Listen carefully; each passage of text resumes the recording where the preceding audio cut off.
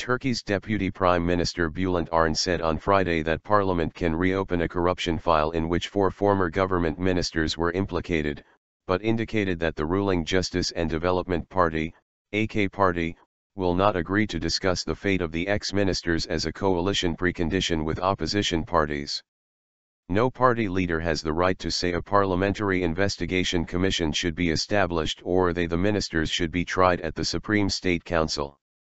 If a party says we made a decision to establish a parliamentary commission to investigate the 4 former ministers again and we will take this as a proposal to other parties, this would mean violating the constitution, Arınç told reporters.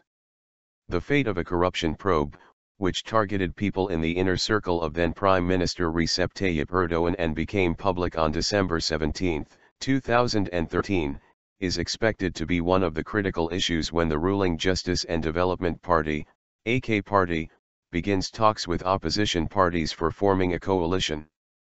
Parliament debated the report of a parliamentary commission looking into the corruption charges against the 4 ministers in January and voted not to send the 4 former ministers to the Supreme State Council for trial. The Supreme State Council refers to the Constitutional Court when it is tasked with trying the president, members of the government or top bureaucrats. Arınç said there have been examples in the history of the Turkish parliament when files on cabinet members were reopened, resulting in the implicated politicians being referred to the Supreme State Council for trial even after Parliament had previously voted against it happening. I have been in Parliament since 1995.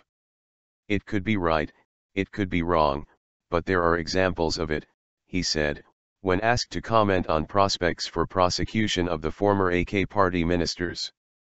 But he added that the political parties should be aware of constitutional provisions barring parties from discussing or making binding decisions beforehand on possible cases to be tried by the Supreme State Council. I humbly remind the esteemed chairman of opposition parties not to mention this issue or put this forward as a decision binding on their parties, he said.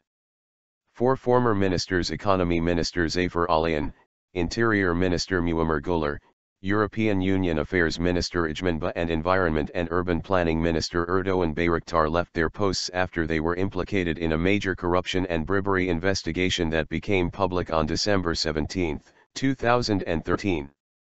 According to the December 17 graft probe, which was dropped after new prosecutors were assigned to the case, a criminal organization allegedly headed by Iranian businessman Reza Zarrab is claimed to have distributed TL $137 million, $66 million, in bribes to the former Economy, Interior, and EU Affairs ministers, their sons and possibly a number of other bureaucrats in order to cloak fictitious exports and money laundering.